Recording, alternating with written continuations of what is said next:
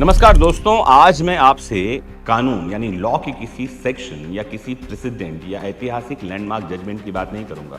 आज मैं बात करने वाला हूं उस संघर्ष की, उस डर की, उस भ्रम की जो लगभग हर युवा अधिवक्ता यानी यंग एडवोकेट के मन में वकालत की दुनिया में कदम रखते समय जन्म लेता है। एलएलबी पूरी कर लेने के बाद जब कोई लॉ ग्रेजुएट पहली बार काला कोट पहनकर कोर्ट की सीढ़ियां चढ़ता है तो उसके मन में बहुत बड़े सपने होते हैं। वो सोचता है कि एक दिन वो भी हाई कोर्ट और सुप्रीम कोर्ट में बड़े बड़े मामलों में बहस करेगा, उसके नाम से लोग उसको जानेंगे, कोर्ट में उसकी दलीलों का सम्मान होगा और उसका परिवार उस पर गर्व करेगा।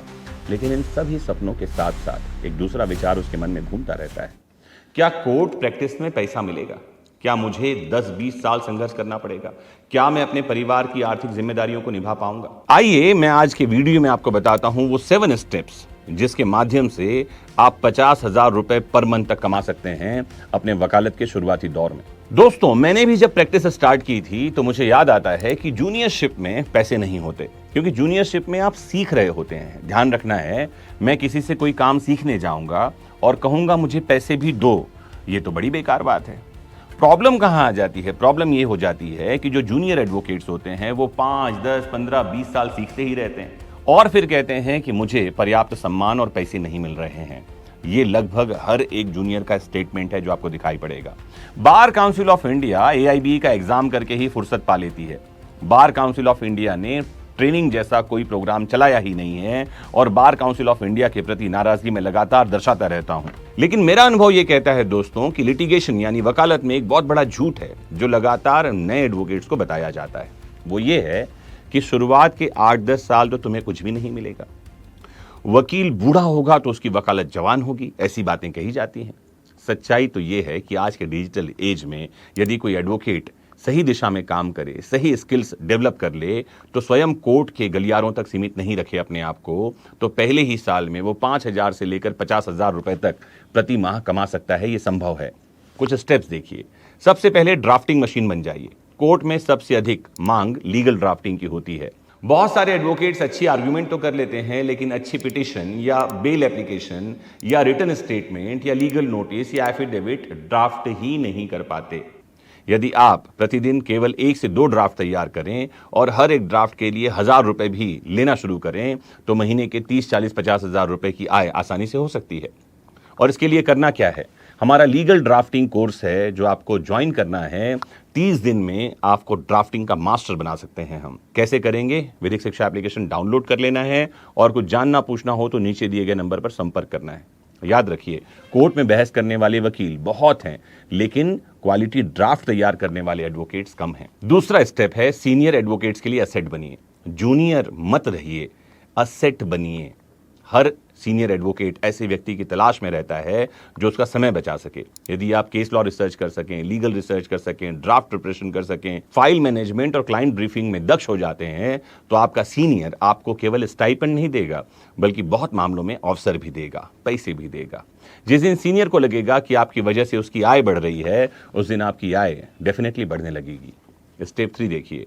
कोर्ट रूम विजिबिलिटी बढ़ाइए। कोर्ट में केवल प्रेजेंट मत रहिए, दिखाई भी दीजिए। जबकि कुछ जूनियर हर अवसर पर mentioning, adjournment, filing defect removal, short arguments और मिसलेनियस मैटर्स में उपस्थित होते हैं। न्यायाधीश यानी कि जज, कोर्ट का स्टाफ और क्लरिकल स्टाफ, ये सभी और बाकी एडवोकेट भी तभी आपको पहचानेंगे जब आप सामने आएंगे, दिखाई पड़ेंगे। वकालत में विजिबिलिटी ही अपॉर्चुनिटी पैदा करती है। स्टेप नंबर 4, क्लाइंट कम्युनिकेशन सीखना होगा। अधिकांश क्लाइंट जो है कानून नहीं समझते, लेकिन वे ये समझते हैं कि सामने वाला व्यक्ति कॉन्फिडेंट है या नहीं है। Client counselling, communication skill, negotiation skill, professional behaviour, ये सब सीखना होगा। एक संतुष्ट जो क्लाइंट होगा वो 5 नए क्लाइंट भेजेगा और एक डिससेटिस्फाइड जो क्लाइंट होगा वो 10 जो आने वाले क्लाइंट हैं उनको दूर कर देगा। वकालत में मार्केटिंग से ज्यादा रेफरेंस काम करता है। स्टेप नंबर 5 पे आते हैं। डिजिटल प्रेजेंस बनाइए। 2026 का वकील केवल कोर्ट में नहीं रहता, वो LinkedIn, YouTube, Instagram, Facebook, WhatsApp, इन सब पर भी मौजूद रहता है।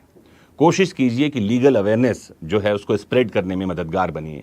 लीगल अवेयरनेस कंटेंट साझा कीजिए या कोर्ट के जजमेंट्स लोगों को बताइए। इससे लोग आपको धीरे धीरे एक्सपर्ट के रूप में पहचानने लगेंगे। आज हजारों एडवोकेट डिजिटल ब्रांडिंग के कारण ही डेली क्लाइंट प्राप्त कर रहे हैं। जो वकील दिखाई देता है वही याद रहेगा। स्टेप नंबर 6, स्पेशलाइजेशन डेवलप कीजिए। हर प्रकार का वकील बनने की कोशिश मत कीजिए। Family law, criminal law, civil litigation, property dispute, check bounce, motor accident, service matter, cyber law, taxation, किसी एक चीज में आप अपना स्पेशलाइजेशन बनाइए। जब लोग किसी विशेष समस्या के समाधान के लिए आपका नाम लेते हैं ना, तभी आपकी प्रोफेशनल फीस बढ़ती है, बढ़ने लगती है। जो जर्नलिस्ट अप्रोच है वो आपकी पहचान तो बनाता है, लेकिन स्पेशलिस्ट अप्रोच आपको पैसा कमा कर देगा। स्टेप नंबर 7 में जाइए। डेली स्किल इन्वेस्टमेंट की आदत बनाइए। कम से कम 2 घंटे अपने ऊपर सेल्फ इन्वेस्टमेंट कीजिए। ड्राफ्टिंग, केस लॉज, जजमेंट, इन सबको सीखना है आपको। हर दिन 2 घंटे अगर आप अपने ऊपर खर्च करते हैं तो एक साल में लगभग 700 घंटे आप अपने ऊपर खर्च करते हैं, और ये 700 घंटे आपको भीड़ से अलग बनाते हैं। यही 700 घंटे आपको हर महीने 5,000 से 50,000 और 50,000 से 5 लाख रुपए तक कमा कर दे सकते हैं। अंत में एक बात याद रखना है, वकालत में पैसे की कमी नहीं है, कमी है उन लोगों की जो जिम्मेदारी लेने, सीखने और अवसरों को पकड़ने के लिए तैयार रहते हैं। उम्मीद है मेरे साथियों कि आज के इस वीडियो में केवल आपको कोरी बातें नहीं मिली होंगी, बल्कि प्रैक्टिकल स्टेप्स समझने के लिए मिले कि किस तरह से आप अपनी वकालत को जमा सकते हैं और शुरुआती साल 2 साल में ही ठीक ठाक पैसा कमाकर अपने पैरों पर खड़े हो सकते हैं और परिवार पर होने वाली सभी डिपेंडेंसी को छोड़ सकते हैं। करना क्या है आपको? जुड़े रहना है आपके अपने फेवरेट प्लेटफॉर्म वैदिक शिक्षा से, ताकि ऐसी बातें आपको समझ में आती रहें और आप देश में अपने आप को एक महान वकील के रूप में स्थापित कर सकें। मोस्ट इंपॉर्टेंटली जुड़े रहिए और अपना खूब ख्याल रखिए, क्योंकि आपका होना सबसे ज्यादा महत्वपूर्ण है। नमस्कार, जय हिंद।